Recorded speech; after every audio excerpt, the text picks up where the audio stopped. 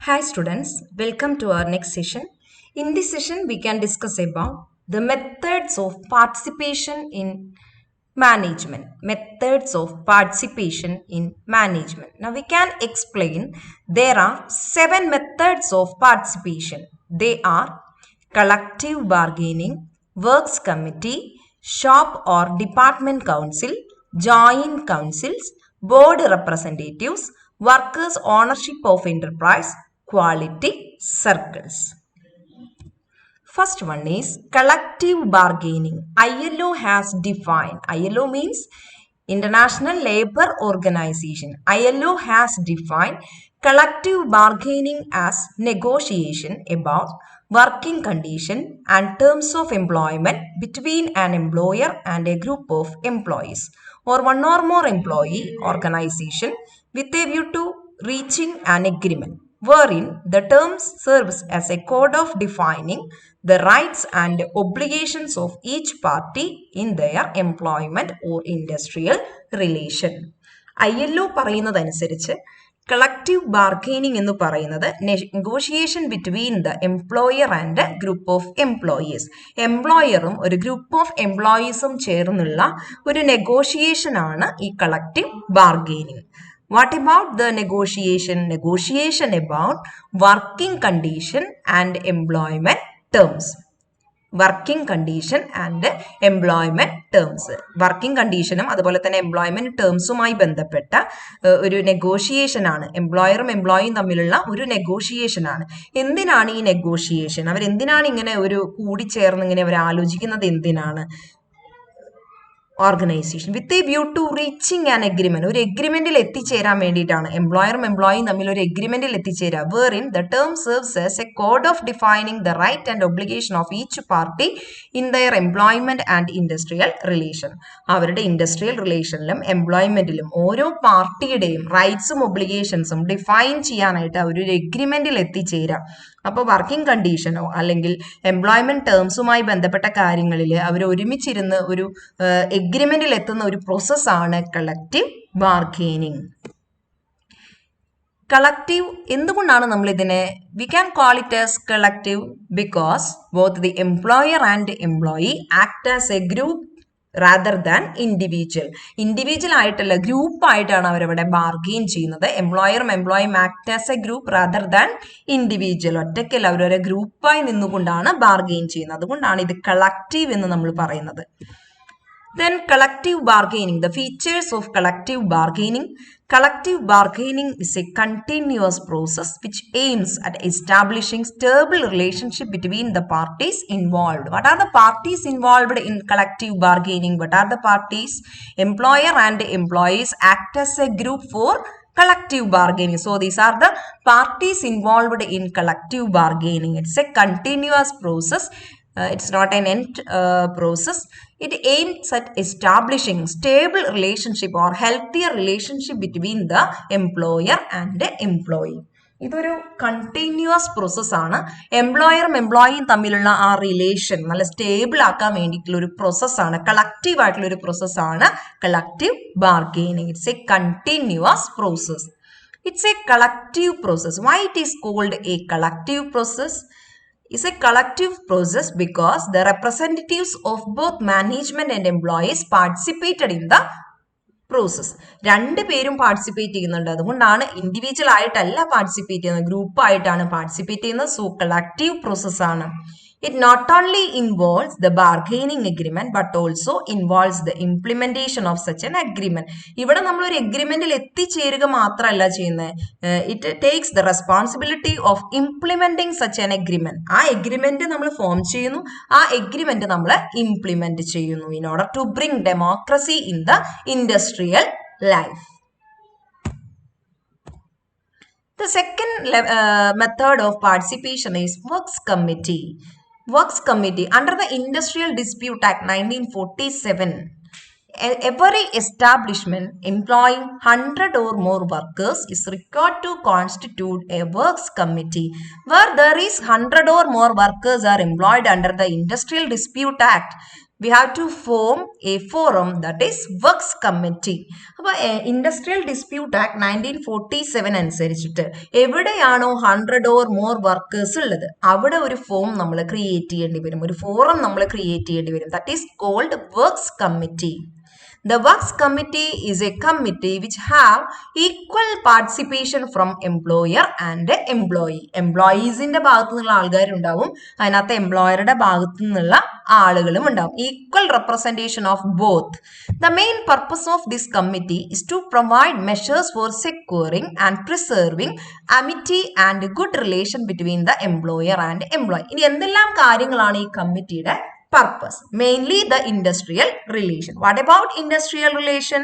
It is the relation between the employer and employee and maintaining the amity, means amenity or working condition or facilities between the two.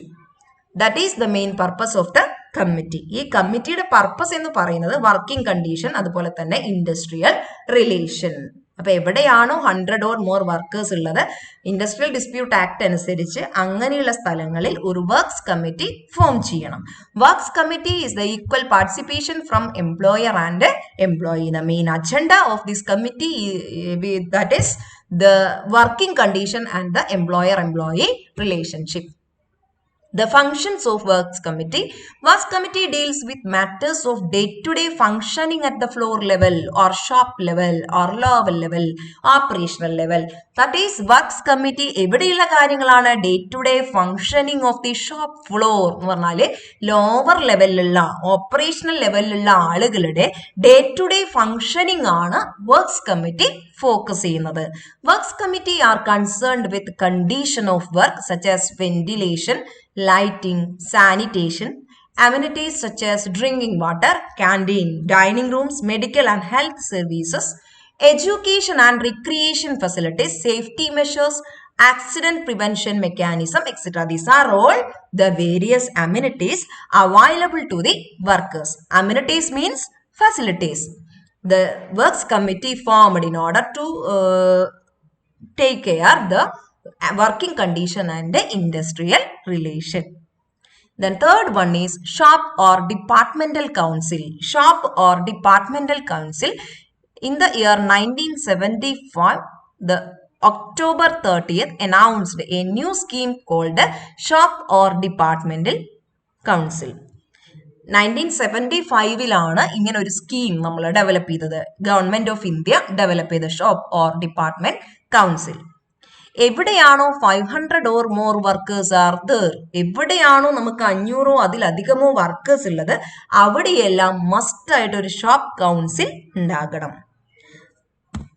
Then employers' representatives will be nominated by the management and must consist of person within the establishment. ഇവിടെ മാനേജ്മെന്റിന്റെ ഭാഗത്തു നിന്നുള്ള ആളുകൾ representatives ആയിട്ടുണ്ടാവും, അതുപോലെ തന്നെ വർക്കേഴ്സിന്റെ ഭാഗത്തു നിന്നുള്ള ആളുകളും റെപ്രസെന്റേറ്റീവ് ആയിട്ടുണ്ടാവും. Anyway, the total number of employees may not exceed 12. That is shop or departmental council. In the year 1975, Government of India introduced a new forum, that is shop or department council, where there are 500 or more workers are employed in a unit. It is a must to form a shop or departmental council.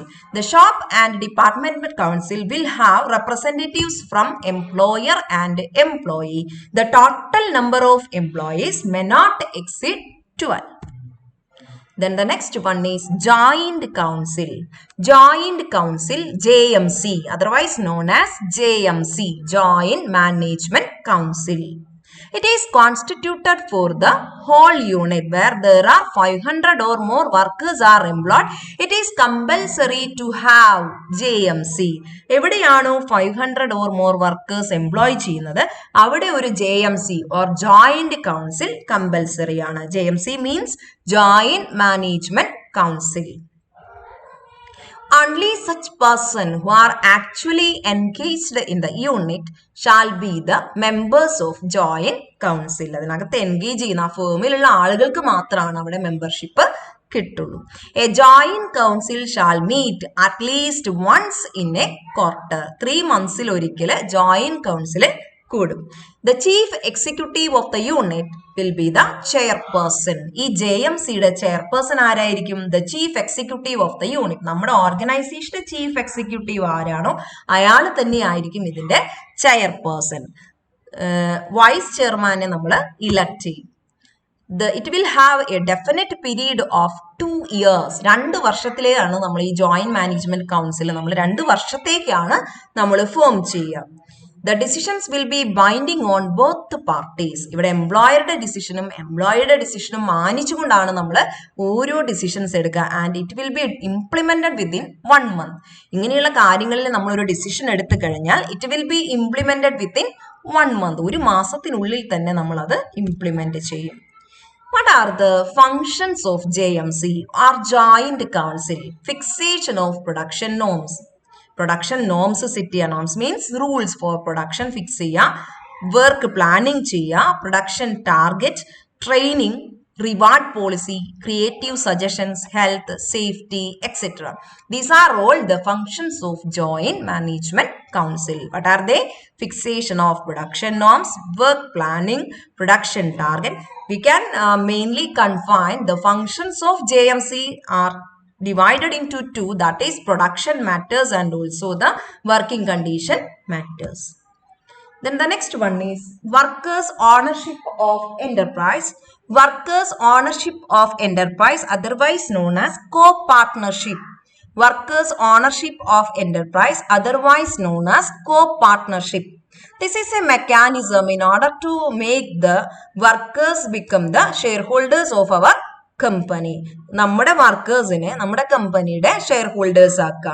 എങ്ങനെയാണ് share holders ആക്കുക? In order to acquire equity shares by the share holders. കമ്പനിയുടെ ഷെയറുകൾ workers acquire ചെയ്യുന്നു. Through this way employees become or workers become the share holders of our company. In many cases, advances in financial assistance in the form of easy repayment options are extended to enable the employees to buy equity shares. Sometimes the employees may not be in a position to acquire the equity shares. In this situation, the organization may provide advances, financial assistance in order to acquire the shares and stocks of the company. ഇപ്പൊ അവർക്ക് ചിലപ്പോൾ ഈ കമ്പനിയുടെ ഷെയറുകൾ ഒന്നും വാങ്ങാനായിട്ട് പറ്റില്ല. അപ്പൊ ആ സമയത്ത് അവർക്ക് ഫിനാൻഷ്യൽ അസിസ്റ്റൻസ് കൊടുക്കാം, റിഡക്ഷൻ പ്രൈസിൽ വേണമെങ്കിൽ ഷെയറുകൾ കൊടുക്കാം. അങ്ങനെ പല രീതിയിൽ ഈ ഷെയറുകൾ വർക്കേഴ്സിന് വേണ്ടി ഓഫർ ചെയ്യാം.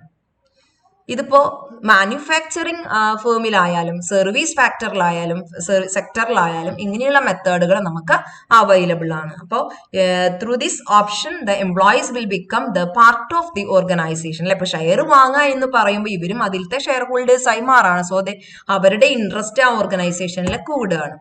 Then the last one is quality circle, QC. Quality circle means QC. QC is a forum that consists of 7 or 10 persons from the same work area who meet regularly to define, analyze and solve quality and related problems in their area. Quality circle or QC എന്ന് പറയുന്നത് comprises of a small group of persons, say 7 or 10. അപ്പോൾ 7 അല്ലെങ്കിൽ 10 ആളുകൾ ചേർന്ന് form ചെയ്യുന്ന ഒരു small circle ആണ് quality circle. They are regularly meet to define, analyse and solve quality related problems. അവർ ക്വാളിറ്റിയുമായി ബന്ധപ്പെട്ട കാര്യങ്ങളെ ഡിഫൈൻ ചെയ്യാനും അനലൈസ് ചെയ്യാനും അത് സോൾവ് ചെയ്യാനും വേണ്ടി കൂടുന്ന ഒരു ഫോറമാണ് quality circle. In order to bring more quality in the work പ്ലേസിലായാലും എംപ്ലോയീസിലായാലും മാക്സിമം ക്വാളിറ്റി കൊണ്ടുവരാനുള്ള ഒരു ഫോറമാണ് quality circle. It consist of 7 to 10 people. അവരെപ്പോഴും ഇടയ്ക്കിടെ അവർ ഗ്യാദർ ചെയ്യും, എന്നിട്ട് അവർ ക്വാളിറ്റി എങ്ങനെ ഇംപ്രൂവ് ചെയ്യാം അങ്ങനെയുള്ള കാര്യങ്ങളെ കുറിച്ച് ഡിസ്കസ് ചെയ്യുന്നതാണ് ക്വാളിറ്റി സർക്കിൾ.